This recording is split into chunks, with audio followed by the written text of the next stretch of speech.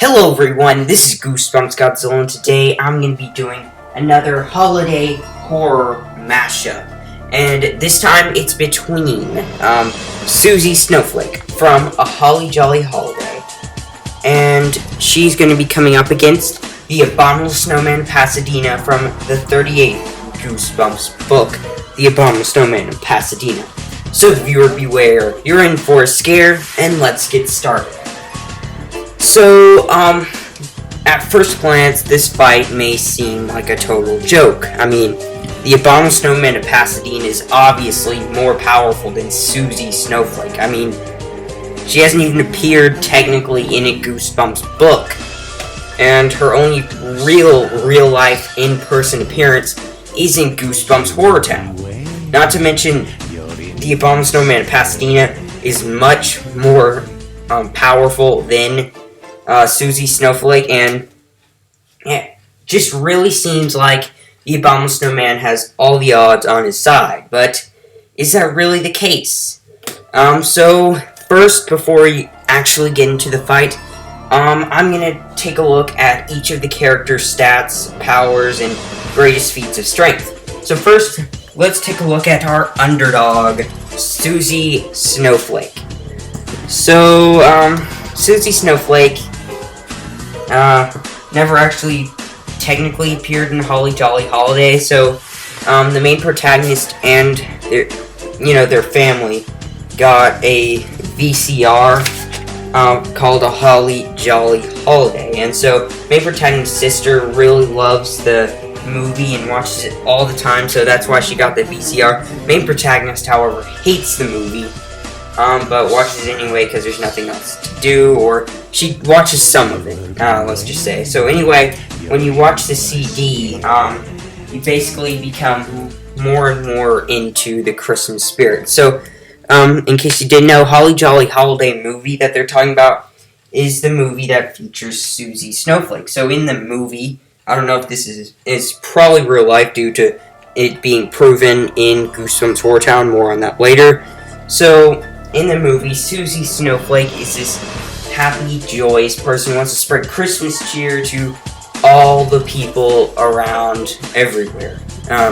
Just pretty much she wants to make cookies, make everyone happy, everyone to be in the Christmas spirit, and all that stuff. And so, that was supposedly just a movie, and that's all, and it was like the VCR or something was enchanted, and so they sort of spread the and so that's what sort of started the whole events of Holly Jolly Holiday, because when you watch that VCR, you turn more and more and more like Susie Snowflake.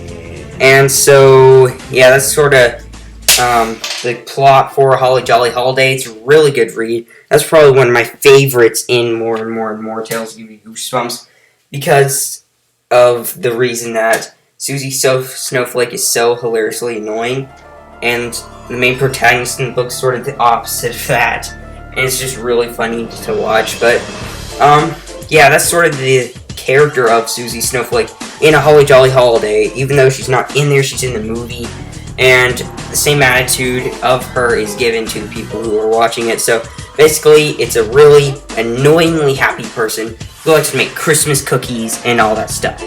So also in the latest event for Horror Town, Susie Snowflake is in here, and she does keep that same annoyingly happy attitude. She wants to make Christmas cookies and bring joy and stuff to all of Horror Town. And Horror Town's sort of like a haunted town, so it's really funny. But there's this one scene that I watched in a gameplay for this event. It's from a channel called Monster Blood. Make sure to check out his channel if you haven't. So basically, in the video, near the beginning or so, Susie Snowflake interacts with Slappy, the ventriloquist dummy, and she gets him in the Christmas spirit. Slappy was not excited about Christmas, and he was just, being his normal evil self. And so Susie Snowflake came along and, I guess you could say, put him in the Christmas spirit. And that just proves how powerful Susie Snowflake is. She can change Slappy's mind about a specific subject. I mean, that's crazy. She has to be super powerful. So, in this fight, it seems like that this sort of Christmas spirit spreading thing would become helpful in the fight, because it seems like her happiness is sort of contagious, and she wants everyone to be happy just like her. And that's, while it's not really evil, I guess it's fine for everyone to be annoyingly happy, even though I would hate that, sort of, just to be like, oh yay, sort of thing. But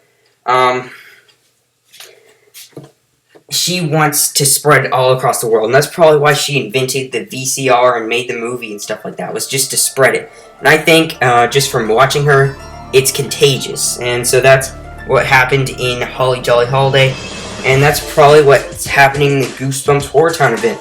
Her happiness is contagious, so if you spend long periods of time with Susie Snowflake, you'll start getting to the holiday spirit and stuff like that, and be happy and just helping her out. So in this fight, the Abominable Snowman of Pasadena would have to end the fight very, very quickly, and not for an extended amount of time, because if it's an extended amount of time, the Abominable Snowman will get into the Christmas spirit and he won't want to fight anymore, and of course Susie Snowflake won't want to fight, and so the fight's over, mainly due to the Abominable Snowman getting in the Christmas spirit.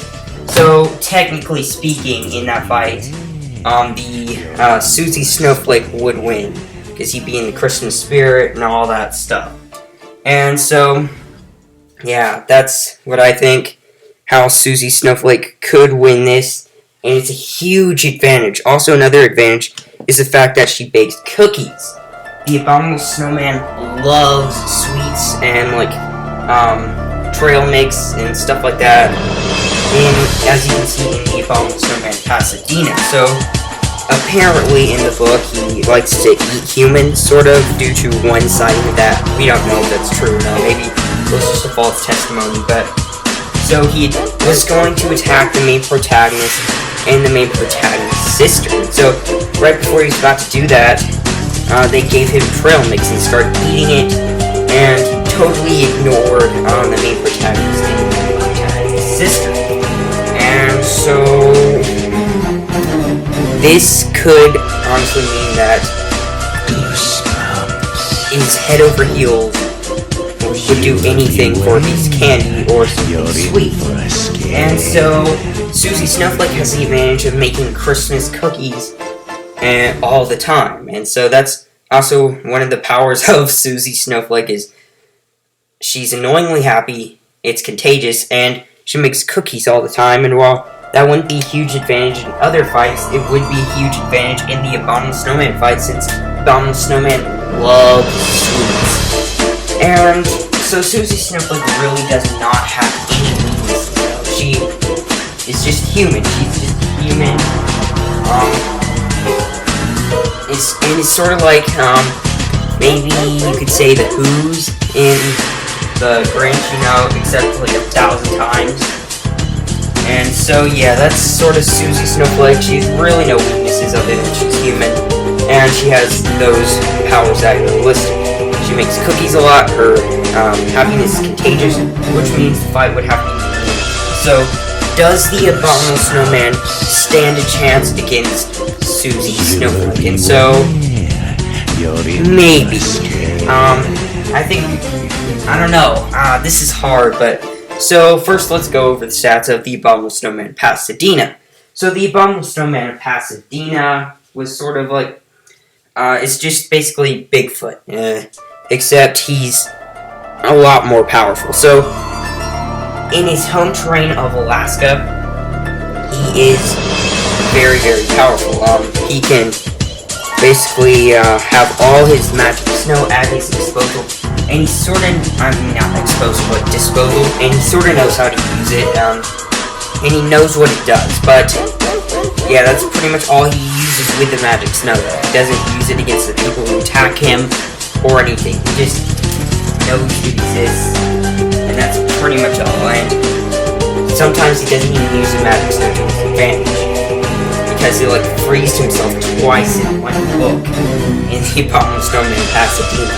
and he knows how it works. So this just proves that he can use the magic snow to his advantage. But, I mean, he doesn't even use it to his own advantage. And so, also this attests to his intelligence level. He's not that highly intelligent, but then again, his low intelligence could actually help him in the fight. So, addressing the the thing that it's very contagious and having fast about happiness thing, this could still work for the Abominable Snowman of Pasadena, since the main protagonist's dog in Holly Jolly Holiday, her dog started turning into Susie Snowflake as well. So it could be the same thing for the Abominable Snowman, or it could be different.